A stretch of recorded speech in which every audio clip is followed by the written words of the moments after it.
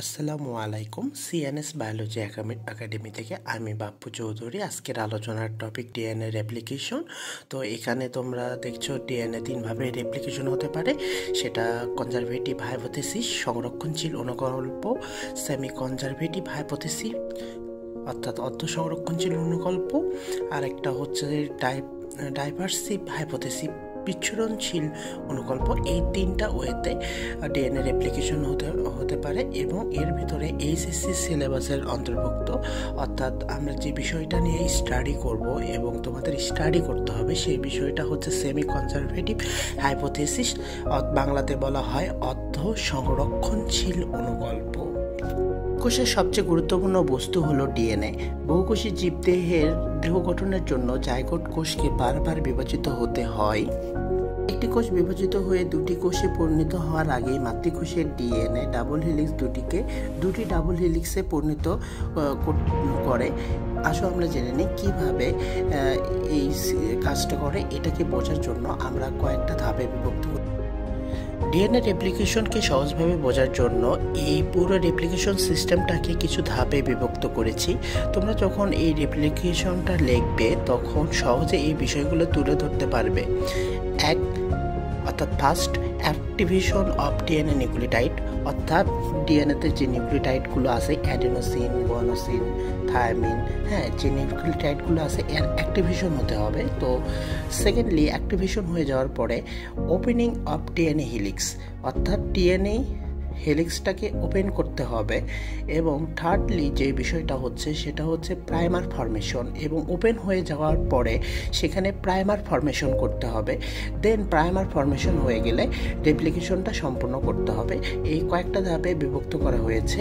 এখানে ফার্স্টলি প্রথমে বলে রাখি অ্যাক্টিভেশন অফ ডিএনএ নিউক্লিওটাইডটা কীভাবে হবে, অর্থাৎ ডিএনএতে যে নিউক্লিওটাইডগুলো আছে অ্যাডেনোসিন, গুয়ানোসিন, সাইটোসিন এবং থায়ামিন, এই অ্যাডেনোসিন, গুয়ানোসিন, সাইটোসিন, থায়ামিনগুলো এখানে মোনোফসফেট হিসেবে থাকে, যেমন এএমপি অ্যাডেনোসিন মোনোফসফেট, গুয়ানোসিন মোনোফসফেট, সাইটোসিন মোনোফসফেট এবং থায়ামিন মোনোফসফেট। এই অ্যাডেনোসিন, গুয়ানোসিন, সাইটোসিন, থায়ামিন মোনোফসফেটগুলো ফসফোরাইলেশনের মাধ্যমে এটিপি, জিটিপি, সিটিপি, টিটিপিতে পরিণত করবে, অর্থাৎ অ্যাডেনোসিন টাইফসফেট, গুয়ানোসিন টাইফসফেট এবং সাইটোসিন টাইফসফেট এবং থায়ামিন টাইফসফেট পরিণত হবে, যা অ্যাক্টিভেশন অফ ডিএনএ নিউক্লিওটাইডে সাহায্য করবে। অ্যাডেনোসিন, গুয়ানোসিন, সাইটোসিন, থায়ামিন নিউক্লিওটাইডগুলো পরস্পর যুক্ত হয়ে বেস পেয়ার গঠন করবে। আসো আমরা দেখে নিই কিভাবে একটা ডিএনএ রেপ্লিকেশন হয়। ডিএনএ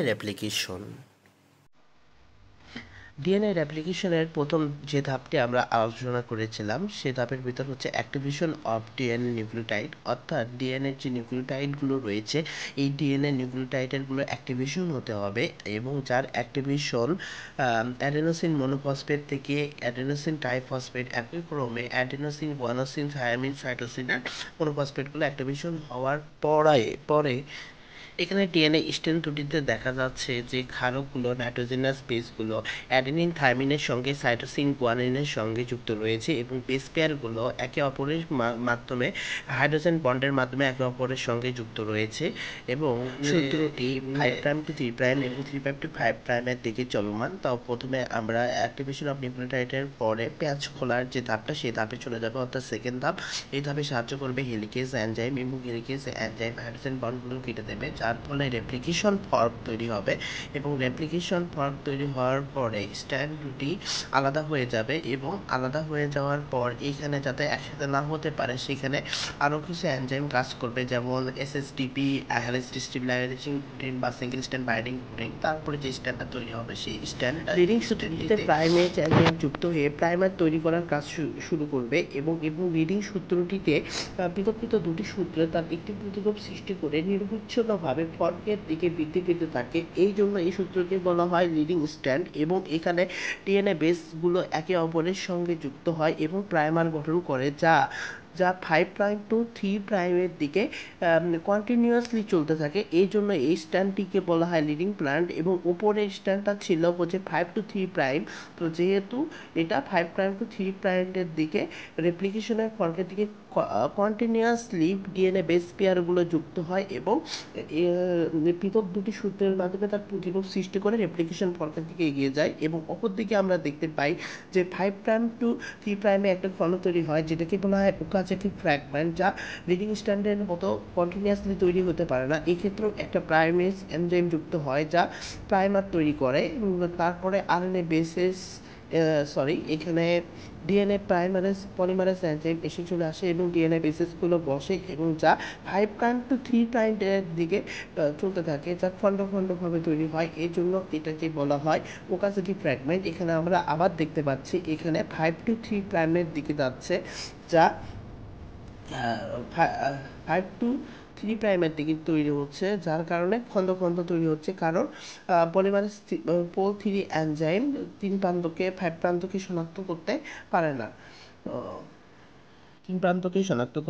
না। সেই কারণে 3 প্রাইম টু 5 প্রাইমের দিকে অগ্রসর হয় এবং যেখানে গ্যাপ থাকে সেই গ্যাপটা ডিএনএ লাইগেজ এনজাইমের দ্বারা পূরণ হয়ে যায় এবং ডিএনএ লাইগেজ এনজাইম সেই গ্যাপগুলো পূরণ করে দেয় এবং ওকাজাকি ফ্র্যাগমেন্টগুলো তৈরি হয়ে যায়। এভাবে নিরবিচ্ছিন্নভাবে লিডিং স্ট্র্যান্ডের সূত্র তৈরি হয় এবং